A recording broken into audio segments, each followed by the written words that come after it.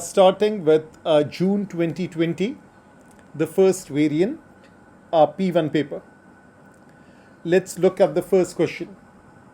It says the sum of the first 9 numbers of an arithmetic progression. First 9 of an arithmetic progression is 117. And then it says the sum of the next 4 is 91. Find the first term and the common difference. Now this question is about arithmetic progression. We have the term formula, we have the sum formula. For the first 9 term, T1, T2, all the way till T9, this sum is given as 117. The next 4 terms, that is T10, T11, T12, T13, this particular sum is 91. Now, how many equations can you form? There are 2 unknowns. The first equation, let me write it in red. That is the sum of 9 terms. So therefore, S9 is 9 divided by 2, 2a plus n minus 1 into d. That is the formula. So let me first write it symbolically. Sn is n divided by 2, 2a plus n minus 1 into d. Therefore, sum of 9 terms is 9 divided by 2, 2a plus 8. 9 minus 1 is 8d. Simplify it a bit further. This sum is 117. So 117 is 9. Take this 2, multiply on the insides. So therefore, this becomes a plus 4d. This is equation number 1. Now, which one is equation number 2? There are 2 options. Option 1 is the first 9 and next 4. That becomes 13. Therefore, sum of 13 terms is 13 divided by 2, 2a plus n minus 1 into d. This is equation number 2. 117 plus 91. So that goes over here. This is equals to this much. This is equation number 2. But instead of option 2, if someone wants to avail the second option, that is T10, T11, T12, T13, simple 4 terms, you can add them individually. A plus 9d, a plus 10d, a plus 11d, a plus 12d. So if I add it up individually, this is 4a and this is 20 and 22, that is 42d. This is equals to 91. So that is another option for equation number 2. Solve any 2 equations simultaneously. You will find the value of a, you will find the value of d. Let's move to the next question. This question, you can see, this is about binomial expansion. It says the coefficient of x in the expansion of such and such is 74. Now there are 2 brackets involved. That is the first thing. The second thing is there is a plus sign in the middle. Usually these kind of questions has a multiplication, but it's not a hard and fast rule. You can have a plus sign in the middle too. So now treat both brackets separately. The first bracket is kx plus 1 over x raised to power of 5, and first find coefficient of 1 over x out of this. Second bracket is 1 minus 2 over x raised to power of 8, and again you need to find coefficient of 1 over x. Now the second one is straightforward. You can do it by observation. You can simply say the particular term formula. Let me write it at the top. That is the particular term formula. There are 2 of them. The first one is NCR b raised to power of r. This is for which kind of expansion? This is for 1 plus b raised to power of n type. The second one is NCR a raised to power of n minus r, b raised to power of r. This is for the other kind of expansion, a plus b raised to power of n. So if I apply the green formula, that is, I can see from observation 8c1 minus 2 over x raised to power of 1. This will give me the 1 over x poly term.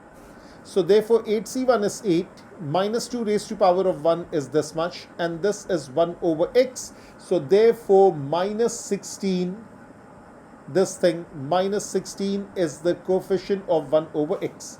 So focus on the coefficient. This is the coefficient of 1 over x. That's one thing. Now the next thing. The next thing is, in this one, remember that you were taught a particular type of working that is called the 3-step method. So let's apply the 3-step method for finding the coefficient of x. Some people, since the power is small, they find all the 6 terms and then they get the answer. But I personally prefer the second approach because you don't know what kind of power you might come across. So therefore, you would first write NCR a raised to power of n minus r, b raised to power of r. Therefore, this r is a bit bigger. So let me erase it. This is NCR. So therefore, this is 5CR. A is kx raised to power of 5 minus r. B is x raised to power of minus 1 raised to power of r. Now what needs to be done? Gather powers of x, add it up and equate it to the power of required term. So 1 is multiplied with 5 minus r, put a plus sign in the middle. Minus 1 is multiplied with r and equate it to the power of required term, which is x raised to power of minus 1. So this is 5 minus r equals to minus 1. Therefore, minus 2r equals to negative 6. Therefore, r comes out to be positive 3. Place r where it belongs, 5c3. Kx raised to power of 5 minus 2, which is 3. And this is 1 over x raised to power of 3. Let's double check it. So this is kx plus 1 over x. This is actually power of 2 because r is 3 and this is 2. So let me change it. This is 3, this is 2. That makes sense. This is 10. This is k square. This is x square. This is 1 over x cube. This simplifies to 1 over x, that is done, and this is 10k square. So now the coefficient of x is 1 over x is 10k square, coefficient of 1 over x. Now there was a plus sign in the middle, add it up, equal it to 74. So final step, this is 10k square plus the other coefficient was minus 16 and equal it to 74. So therefore 10k square, the difference between 74 and 16, that is 74, not the difference, it's addition. So 74 and 80 and this is 90, k square is 9, therefore k is plus minus 3. And it says k is a positive constant. So k is negative 3, reject. K is positive 3, accept. Always make a habit of showing your possible answers and then the reason why you are rejecting it, because that's given in the question. Next one. Each year, the selling price of a diamond necklace increases by 5% of the price the year before. So now this looks like a question of geometric progression, 5%. So therefore, this is geometric progression and the selling price of the necklace in the year 2000 was 36,000. So 2000, this is your first one. This is your term 1. This first term is 36,000. Write down an expression for the selling price of the necklace n years later and hence find the selling price in 2008. So now the rule is, we are talking about a GP. The common ratio is 1 plus the percentage in decimal, which is 1 plus 5%, which is 1.05. And the first term is $36,000. And they are asking for the formula for a particular term in terms of n. That is ARN minus 1. So A is 36,000. R is 1.05 raised to power of n minus 1. This is the general formula. And since it's talking about n years later, so they are for n years. For second term, this is 36,000 into 1.05. That's how the series goes. It's 36K, then 36 into 1.05, then 36 into 1.05 square, and so on. So this is like 1 year later. And this is like 2 years later. So if it's asking for n years later, so for this particular part, it would be only 36,000 into 1.05 raised to power of n. Actually, the formula is this thing, ARN minus 1. That is the formula. That is the term that we will be using. But for this particular part, maybe for 1 mark, it's only asking for n years later. So 1 year later, that's how it goes. 2 years later, that's how it goes. N years later, that's how it will be. Because this thing, this power, this is for 1 year and this is for 2 year. So for n year, this is the power. Now what else is it asking? Hence find the selling price in 2008. So basically you're starting from 2000. This is your term 1 and you are going till 2008. That is how much term? So basically it's counting on your finger. 0, 1, 2, 3, 4, 5, 6, 7, 8. So this is T9. The rule is 2008 minus 2000, this difference plus 1, that is the number of years. And since you can also say 8 years later, so I can also use this formula, but I would prefer to use this particular one, the original formula. So T9, that is the 9th term, that is 36,000 into 1.05, 9 minus 1. Naturally, it would become the same thing, 36,000 into 1.05 raised to power of 8, and take care of the accuracy. So therefore, this question is also done. No, it's not done yet. The company that makes the necklace only sells one each year. Find the total amount obtained in a 10-year period.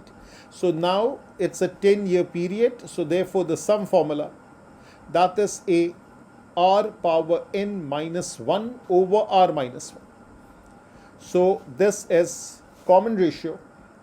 If it's greater than 1, common ratio lesser than 1, we use this formula. We also have another formula, Sn is a 1 minus r power n over 1 minus r. This we use when common ratio lies between minus 1 and 1. As far as evaluation is concerned, it doesn't make a difference. So therefore, n is 10. Therefore, sum of 10 years, that is 36,000. 1.05 raised to power of 10 minus 1 over 1.05 minus 1, and then I leave it up to you and your calculator. The next question, what is this about? The diagram shows the graph of such and such. It is a trigonometric graph. It does not say so, it feels like it.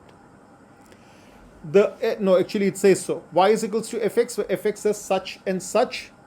State the range of f. Now we know that for cosine, maximum value is 1, minimum value is minus 1. So simply plug this value over here. So therefore 3 over 2 into 1 plus half, this comes out to be 2. 3 over 2 into minus 1 plus half. This comes out to be negative 1. Therefore, the range of this function lies between negative 1 is the least and 2 is the greatest value. So basically, this value is 2 and this particular value is negative 1. That's how it is. Now it says this is basically about functions and transformation of function, as you can see in the next part. A function g is such that gx is fx plus k, where k is a positive constant. The x-axis is tangent to the curve y is equals to gx. State the value of a, state the value of k, and hence fully describe the transformation that maps y is equals to fx onto y is equals to gx. Now, the thing is that this question has a lot of stuff in it. It says the function gx, where k is a positive constant. The x-axis is tangent. That means it's going to be transformed up. Let's say it's going to be moving up like this and moving up like this, so that it becomes a tangent. That means this shift is of 1 unit. So therefore, the value of k has to be 1. So first of all, the value of k has to be 1, because unless and until it moves up 1 unit, how can it be a tangent to the curve? That is the first thing. Then it says, describe fully the transformation that maps fx onto gx. So this is a vertical translation parallel to x-axis. Parallel to y-axis, and this is 1 unit up. So that's how you will write it. So 2 marks. 1 mark for this part, 1 mark for this description. Vertical translation, parallel to y-axis, 1 unit up. Now the question says, state the equation of the curve which is the reflection of fx in the x-axis. Now you need to know that if you have y is equals to negative of fx, this negative reflects in x-axis. So all you need to do is to write this thing in this format. The original equation is 3 over 2 cosine 2x plus half. 3 over 2 cosine 2x plus half. What you need to do is multiply with a negative sign. So therefore, this is negative 3 over 2 cosine 2x and negative half, and it's of the form y is equals to, this is a, this is cosine 2x, this is b. Also, they have not asked, but it's better that you write it. A comes out to be negative 3 over 2, b comes out to be negative half. So 4 questions are done, and we started at 3:27 according to this clock. And in a matter of 18 minutes, we are done with 4 questions. Let's look at question number 5. It says, the equation of a line is such and such, equation of a curve is such, given that line is tangent to the curve, express m in terms of c. That's the first part. Given instead m is equals to negative 4, find the set of values for which the line intersect the curves at 2 distinct points. This is a traditional question of quadratics. And it involves b square minus 4ac, it involves the concept of inequality, and these 2 things are there. The equation of a line is mx plus c. Equation of a curve make y the subject, that is 16 over x. What is the strategy?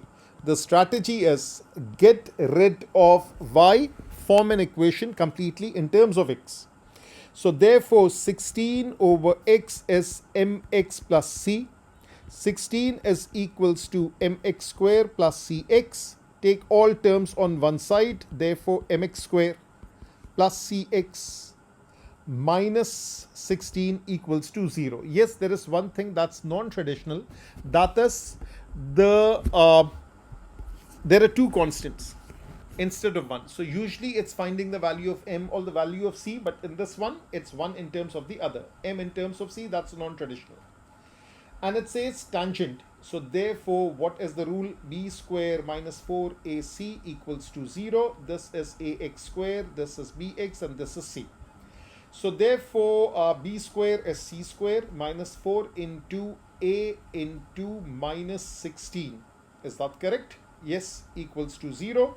C square plus 64m equals to 0. C square is equals to 64m. Is it m in terms of c? So it's m in terms of c. So let me erase it.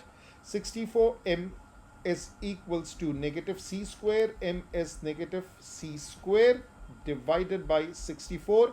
That is m in terms of c. That is the first part.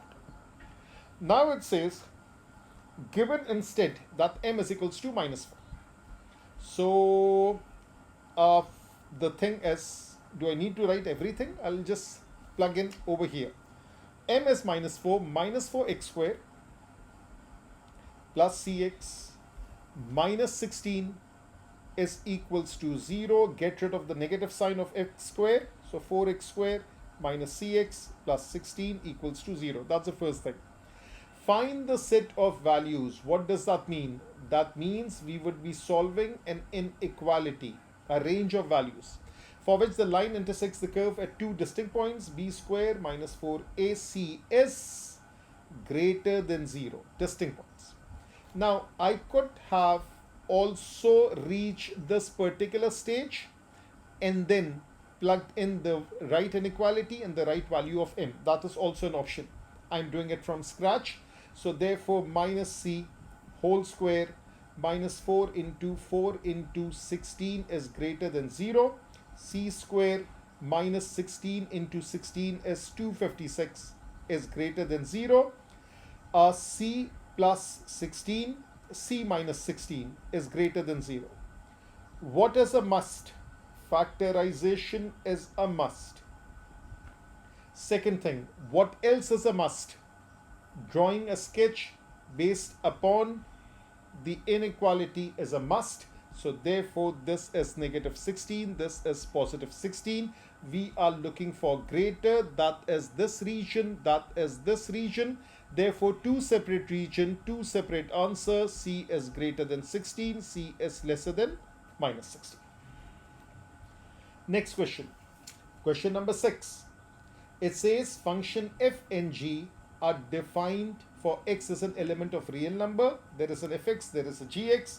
Given that g of 2 is equals to 10, f inverse of 2 is 14, find the values of a and b.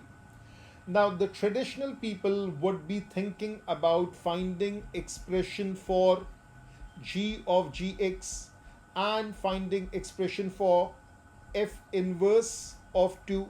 I mean, there's no harm in that. That is the traditionalist approach. I would go a little bit non-traditional. So what I'll do is that first I'll evaluate g of 2. So g of 2 is 3 into 2, 6 plus b, which is 6 plus b. And then g of 2 is basically g of 6 plus b. So therefore, I think I have, this is 3x plus b, that's correct. So now instead of x, this is 6 plus b, which is 18 plus 3b plus b, which is 18 plus 4b. And what is it equal to? It's equals to 10. That is the first equation. The second equation is f inverse of 2 is 14. I'll write f of 14 is equals to 2. So therefore, f of 14, that means f of 14, that is half into 14 minus a, that is 7 minus a. This is equals to 2. That is equation number 2. Solve the two simultaneously. You will find the value of a. You will find the value of b. That is the first part. Now in the second part, using these values. So I have these values. The value of a comes out to be 5. The value of b comes out to be negative 2. And the equations are half x minus a. So this is half x minus 5. This is fx. And what else is there? We have 3x plus b, 3x minus 2. So gx is 3x minus 2.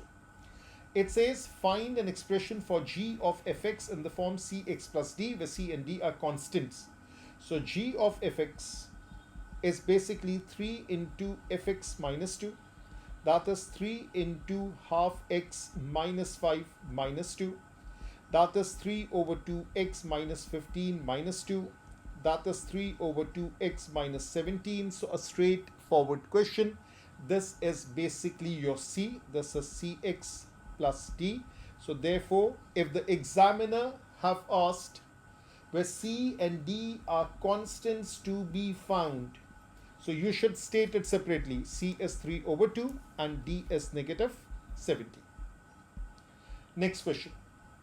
A question of trigonometry. Right away you can see an ID and naturally it would be followed by an equation, and this time the equation is in the radian format. So your calculator should be in radians. Okay, that's the first thing. Prove the identity 1 plus sine over cosine. Now I'm a bit lazy, so what I'll do is that I'll tell to the examiner, let sine theta be written as S, cosine theta be written as C. The examiner would be more than happy. 1 plus S over C plus C over 1 plus S. I'm starting from the left hand side of the identity and I'll prove it to the right hand side. So the game is of LCM. C bracket 1 plus S, 1 plus S into 1 plus S, and this is C into C. So this is 1 plus 2S plus S square plus C square. That is the first part, divided by C bracket 1 plus S. Do not multiply in the denominator. Have some patience. C square plus S square, that is 1. 1 plus 1 is 2. So 2 plus 2S divided by C 1 plus S. That is 2 common 1 plus S divided by C 1 plus S. What are you left with? You are left with 2 over cosine of theta, and that's quite easily done. That is the first part for 3 marks. Second part, this equation 1 plus sine over cosine, cosine over 1 plus sine, this is the same equation as in the first part. That's why it says hence. And hence solve this equation equals to 3 over sine theta for theta lying between this and this.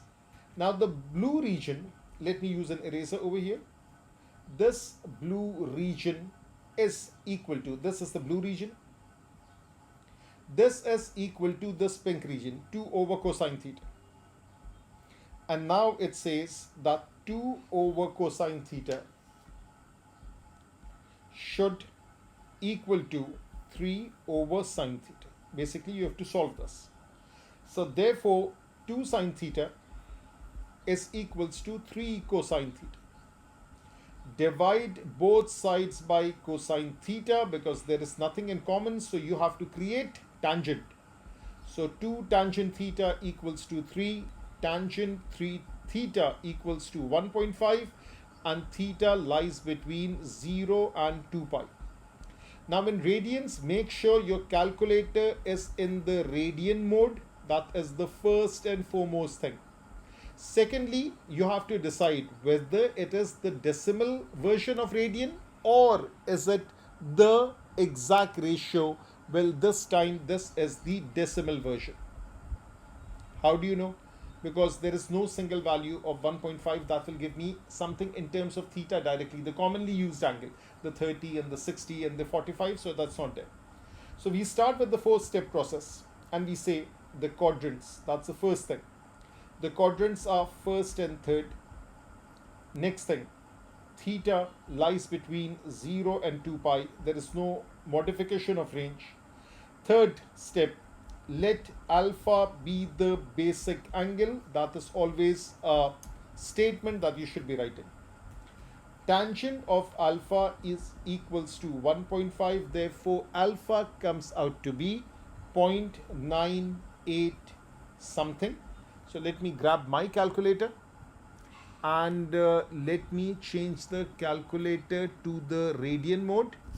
So now when I change the calculator to the radian mode, so this is 1.5 and this is tan inverse. So this is tan inverse of 1.5, 9828. So this is 9828 radians, correct to 4 significant figures. Therefore, now your answers are theta is 0.98 0.928 in the first quadrant and pi plus 0.9828 in the third quadrant. So this is the first quadrant, this is the third quadrant. For pi, use the value 3.142. That's also in 4 significant figures. And then the final answers should be correct to 3SF, which in this scenario comes out to be 0.983 and 4.12. These are the final answers. So now 7 questions are done and now another 20 minutes. So basically our average is 5 minutes per question. I mean, this is, I am a teacher with a lot of experience doing the narration, explaining every single detail. So more or less that should be your time allocation for doing in the exam. Let's look at question number 8. Question number 8 says, in the diagram, ABC is a semicircle with diameter AC. So now let me do some markings. This is OA. This is OC. These two are the same. And similarly, this third one, that is also the same because these three are the radii. The length of arc AB is 15. The point X lies on AC and BX is perpendicular and there is a perpendicular line. That also you need to acknowledge. That thing is also there. Find the perimeter of the shaded region. One part, 6 marks, all direct.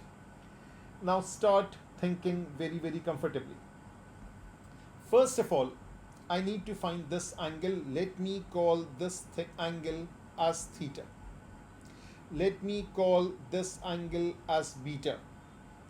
And I think these are the first two things that I should start with. So S is equals to r theta. Of course, it's a question of circular measure. Again, calculator is in the radian mode and angle should be in radians. S is equals to r theta. So S is 15, r is 6, theta. Therefore, theta is 15 over 6. That comes out to be 2.5 radians. That's the first part. Second part.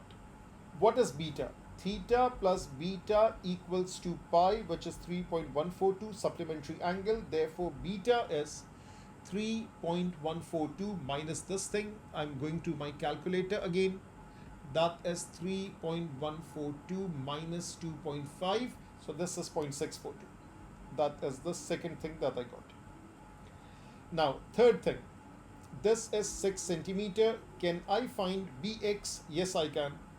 Sine of beta is Bx over 6. Sine of 0.642 is Bx over 6. Therefore, you will find the value of Bx. So I'll simply write down the value of Bx after rounding off. That comes out to be 3.59. Okay, can I find what is Ox? Of course I can. This time I'll use cosine. Cosine of beta is Ox over 6. Cosine of 0.642 is Ox over 6.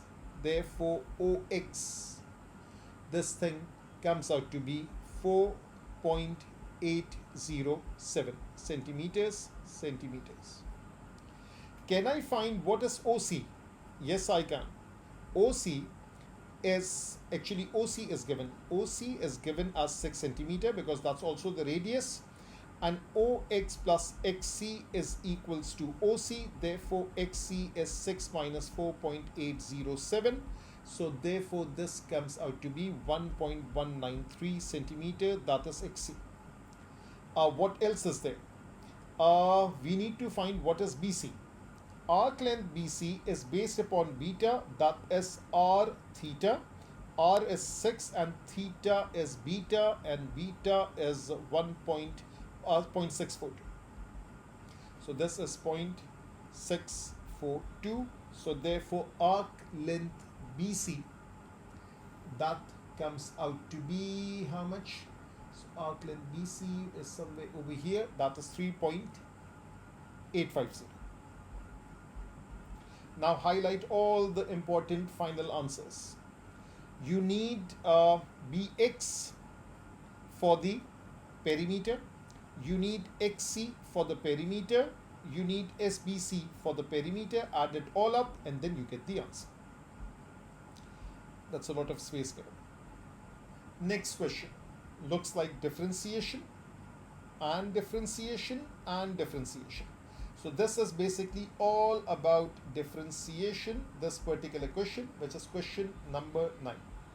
So differentiation all the way. So now it says the equation of a curve is such and such. Y is equals to 3 minus 2x, the whole thing cube plus 24x. Dy by dx, that is the first derivative. That is 3. 3 minus 2x, power becomes 2. Derivative of bracket is negative 2. And 24x, the derivative is 24. Simplify it further, negative 6. 3 minus 2x square plus 24. This is just simplification. Next step, that is the second derivative. D square y over dx square, negative 6 as it is. 2 comes down, 3 minus 2x, power becomes 1. Derivative of the bracket is how much? That is negative 2. And derivative of 24 is 0. So therefore, negative 6 into 2 into 2. 6 4s are 24. That is 24. 3 minus 2x. That is the first part. Then it says coordinates of each of the stationary points. So this is basically stationary points continued. Naturally, it is differentiation. So therefore, y prime is negative 6 bracket square plus 24. So y prime dy by dx is negative 6 bracket square plus 24. What is inside the bracket? So inside the bracket is 3 minus 2x. So inside the bracket is 3 minus 2x. Equate it to 0. Dy by dx equals to 0. Therefore, negative 6 bracket square is negative 24. The minus minus cancels. Okay, so the 2 minuses cancels. And 24 divided by 6 is 4. I'm writing a 4 over here. So therefore, this is 3 minus 2x, the whole thing square is 4. 3 minus 2x is equals to plus 2, square root. 3 minus 2x is equals to negative 2. Negative 2x is 2 minus 3 is negative 1. Therefore, x comes out to be half. That is one possible answer. And then it says minus 2x is negative 2, negative 3, that's negative 5. Therefore, x is 5 over 2. Are they asking for x coordinates or the coordinates? They're asking for coordinates. That means x and y and then x and y.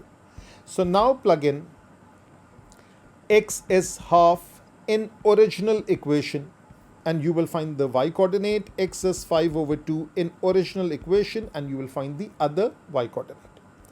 Determine the nature. That is 24 3 minus 2x. So second derivative.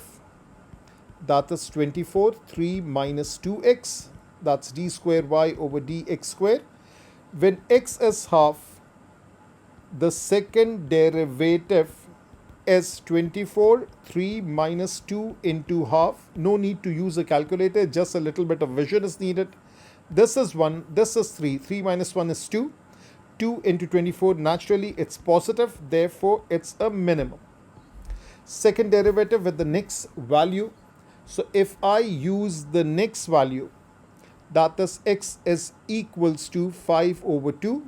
So therefore the second derivative is 24. 3 minus 2 into 5 over 2. What do you get?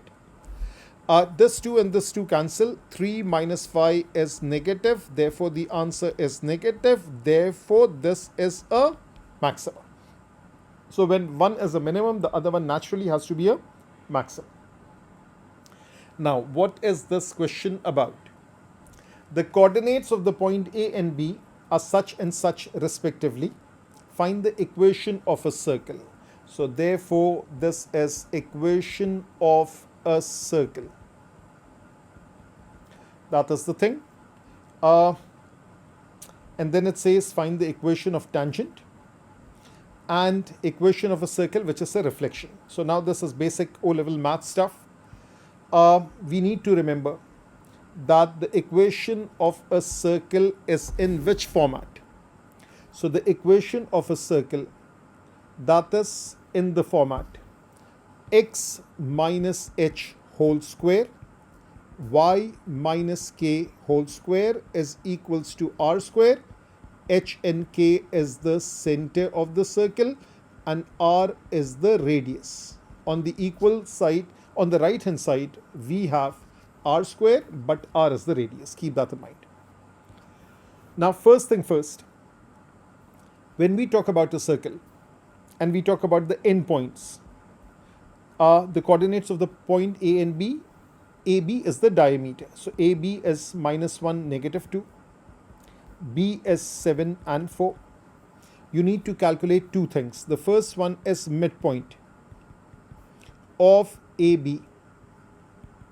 So therefore M is -1 plus 7 divided by 2, -2 plus 4 divided by 2. That is 6 over 2, which is 3, and 2 over 2, which is 1. That is the midpoint. Second thing that you should be aware of is that the distance from midpoint to any endpoint on the circle is the radius. That goes for MB also. Choose whichever one you find easier. I think I'll choose these two because they both are positive.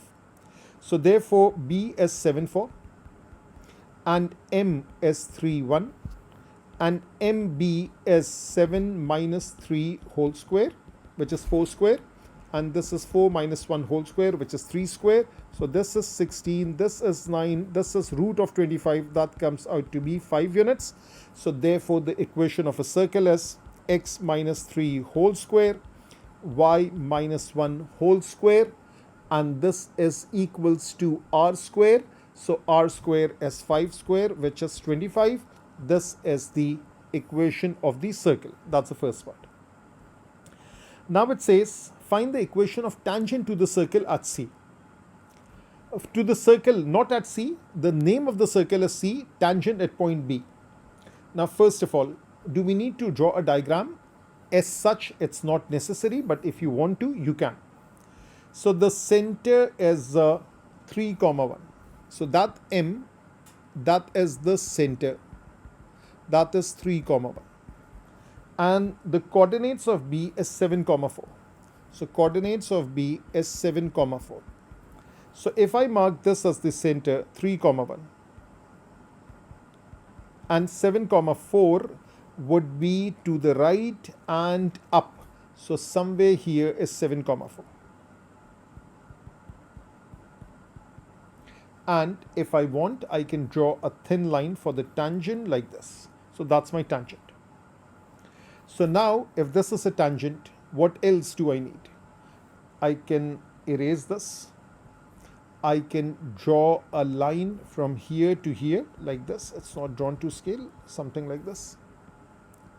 Wait a minute. I can draw a green line as my this thing, the radius. So therefore, this is 90 degree. Radius is perpendicular to tangent at point of contact. So M is 3, 1.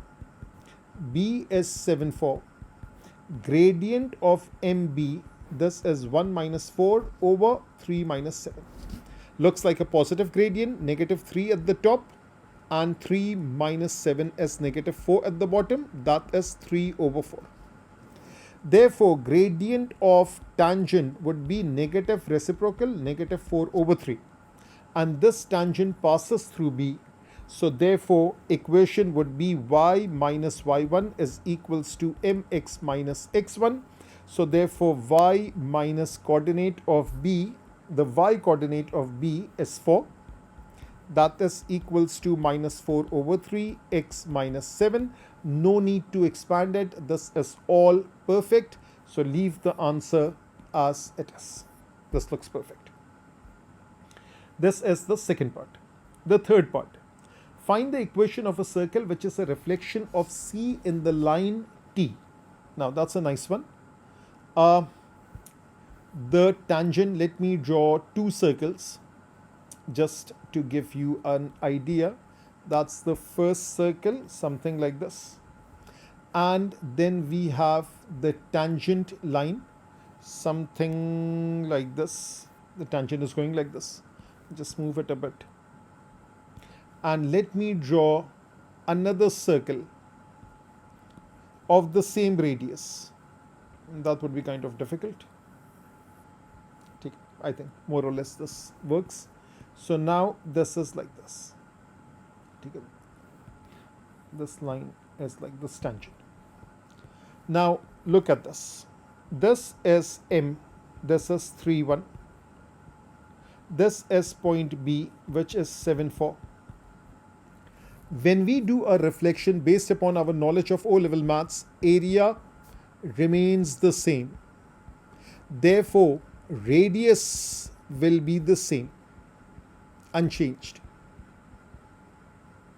Agreed? That means the equation would be x minus something whole square, y minus something whole square equals to 25. So this thing is fixed. The only thing missing is that where is the new center? That would be somewhere over here. Let me label this thing as point R. So R is the new center. Because of reflection, this distance and this distance would be the same. Agreed? Because of reflection, this distance would be the same because loci comes into action. This is like a perpendicular bisector. So we are not drawing it, we are calculating it. So now M is 3, 1. R is xy. And the midpoint is B, and B is 7, 4. So basically what you do is that you take the x coordinate, x coordinate, x coordinate. So 3 plus 1 3 plus x divided by 2 is equals to 7. 7 2s are 14. 14 minus 3 is 11. So x comes out to be 11. That's the first part. Now take the y coordinate, the y coordinate, the y coordinate. So 1 plus y divided by 2 equals to 4. 4 2s are 8. 8 minus 1 is 7. So y comes out to be 7. So therefore, this 7 goes over here and this 11 goes over here, and this one is the equation of the circle, the reflected circle. So basic knowledge is used over here. Now this is 414. We started at 327. So approximately how much time is gone? Around close to 50 minutes approximately. So now we are at the last question, and remember P1 is for 1 hour and 45 minutes. Now actually 50 minutes. That's a lot of time. Now this looks like integration because that was the missing piece of the puzzle. The diagram shows the curve and the line intersecting at points A and B. Point C lies on the curve and the tangent to the curve at C is parallel to AB. So this is your AB. Let me just draw it. This is your AB going like this. And your tangent at C would be parallel to AB, something like this. Okay? So now, what do I need? I need the gradient of AB. But before that, I need what is AB? 6 marks. So first of all, that is simultaneous equations. That is the first part. Y is equals to 8 over x plus 2. And if I make y the subject from the straight line, y is equals to 8 minus x divided by 2. So 8 over x plus 2, that is 8 minus x divided by 2. 16 is equal to 8 minus x into x plus 2. Now it's kind of a boring expansion and factorization and everything. So therefore 8x plus 16 minus x square minus 2x equals to 16. Now good riddance, 16 and 16 slashes off. So therefore multiply everything with a positive sign, with a negative sign, x square plus 2x minus this 1. I think there's a small mistake. Let me just correct it. This is 8 into x is 8x, 8 into 2 is 16, minus x into x is this, minus x into 2x is minus 2x. That's perfect. So the constants disappear and minus x square plus 6x equals to 0, x square minus 6x equals to 0, so x minus 6 equals to 0, therefore x is 0, x is 6. These are the two values that you get. When x is 0, y is 8 over 2, which is 4. When x is 6, y comes out to be 1. So the first point is a, which is 0, 4. Let me double check. Yes, that's a. And b is 6, 1. B is 6, 1. This thing is done. Now, this is not everything for 6 marks. So I need some more space. Let me just remove it to the side. Of course, you cannot do that in the exam. So now, what is it saying? The coordinates of C. Now the tangent, now differentiation comes into action. So now when we talk about differentiation, we would say y is equals to 8x plus 2 raised to power of minus 1, chain rule, dy by dx. 8 as it is, minus 1 comes down, x plus 2, power reduces by 1, derivative of bracket is 1, which is minus 8 over x plus 2 whole square. Gradient of tangent. So gradient of AB is the gradient of tangent. That is 1 minus 4, 6 minus 0, negative 3 over 6, that is negative half. So therefore gradient of tangent is negative half is equal to dy by dx. Minus 8 over x plus 2 whole square is negative half. The minus and the minus slashes off. 2 8s are 16, x plus 2 whole square is equals to 16, x plus 2 equals to 4, x plus 2 equals to negative 4. So therefore x is 2 and x is negative 6. Reject, because you can see from the graph C is positive. So when x is 2, y is equal to 8 over 2 plus 2. 8 over 2 plus 2, which is 8 over 4, which is 2. Therefore, the coordinate of C is 2, 2. So this is the working for 6 marks. Now, this working is done. Let's move to the next part. What does it say? It says find the volume generated. So this is volume of revolution, rotated 360 degrees about the x-axis, and that is the last part finally. So we have the equation of a curve, y is equals to 8 over x plus 2. And the limits are 0 and 6. So y volume is equal to, so volume is equal to 8 over, let me just write it. So there's a small issue. So now it's all good. Volume is pi, limits 0 till 6. What is 0 and 6? This is the x coordinate, x coordinate. From here to here, you are doing the calculation. So this is 0 and this is 6, but be very careful. There is a line and a curve. So it's volume between a line and a curve. So therefore, y is equals to 8 minus x over 2. Also write it on that side. Y is equals to 0 to 6 pi 8 minus x divided by 2, the whole thing square dx. And for the curve, this is 8 over x plus 2, the whole thing square. And this is for 6 marks. What is the rule? Limits. Don't forget pi. Limits on the x-axis because it's volume of revolution around the x-axis. Don't forget the squaring part. So basically, first square, then integrate, then limits, and don't forget pi. So this should be running in your head. First thing first. This is pi. This is 64. This is x plus 2 whole square dx. Pull 64 on the outside. Take x plus 2 raised to power of minus 2 up. Don't forget the limits. So that is 0, that is 6, that is 0, that is 6. Now integrate. 64 pi as it is.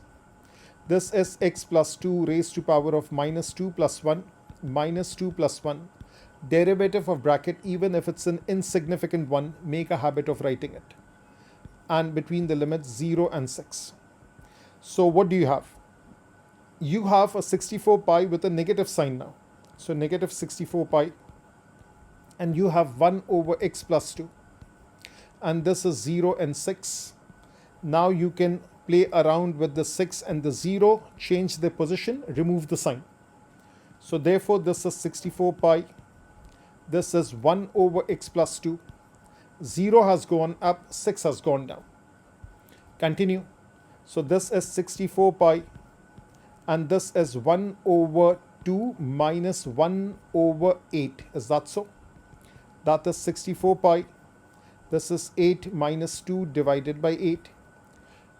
8 ones are 8 eights are, and 8 minus 2 is 6. 6 eights are 48 pi. That is the answer for this particular part. That is the first one. And what else is there? Now the next part. That is the straight line. So when we talk about the straight line, we would first square it. So pi is there, 0 to 6 is there. The 2 becomes a 4, and this is 8 minus x, the whole thing squared dx. Take the 4 on the outside. This is 0, 6, 8 minus x whole square dx. Now integrate.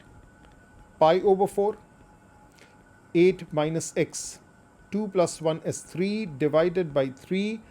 Derivative of minus x is minus 1 between the limits 0 and 6. So now this is 0 and 6, that's the limits. This minus 1, flip this thing. So this is pi over 12. This is 8 minus x whole cube between the limits. 0 goes up, 6 goes down. That's pi over 12. 8 minus 0 whole cube minus 8 minus 6 whole cube. This is pi over 12. What is 8 cube? I think it's 512, but let me double check it.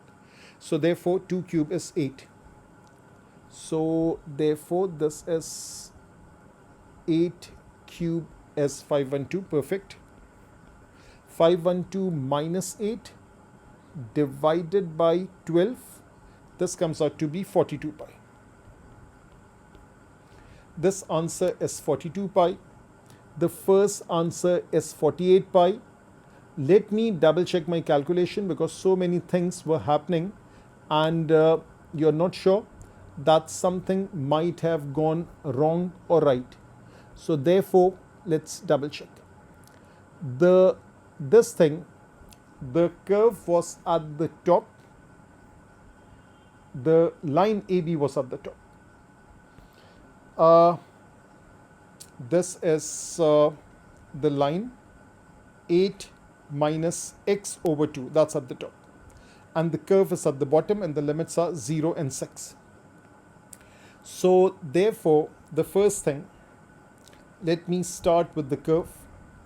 64 pi, x plus 2 raised to power of minus 1. I'm just checking it because I have a hunch that there's a small mistake that I've made. Minus 2 plus 1 and 1. That's minus 1. This minus goes over here. This is 1 over x plus 2. 0 and 6 change places. 1 over 2 minus 1 over 8. This is 8 minus 2, which is 6. And 8 ones are, and this thing, 6 8s are 48. This should be coming out to be less. I think I made some small mistake. The limits are the same. Yes, the limits are the same. So let me erase everything. And this is 8 over x plus 2. 8 over x plus 2. 8 square is 64. That is perfect. And this is x plus 2 whole square. That is also perfect. You took it up. Minus 2 plus 1 is minus 1. This is minus 1. That's why it goes down. Minus 2 plus 1 is minus 1. Derivative of bracket is 1. 8 square ka 64. That goes on the outside. And then this minus changes the places. And you put a 0, that's 1 over 0. You put a 6, that's 1 over 8. 2 into 8 is 16. That's the mistake. I got it. This is 16. So this is 16. And what else is there? 8 minus 2 is 6. So therefore this is 4. 16 ones are 16 fours are. 4 6 are 24 pi. Now it makes complete sense because it was lesser, that it was below. That's why the volume has to be lesser. So therefore the difference between the two volumes is what we are looking for. 42 pi minus 24 pi, that is 6 and 10 and 2, that comes out to be 18 pi. That is the answer for this part.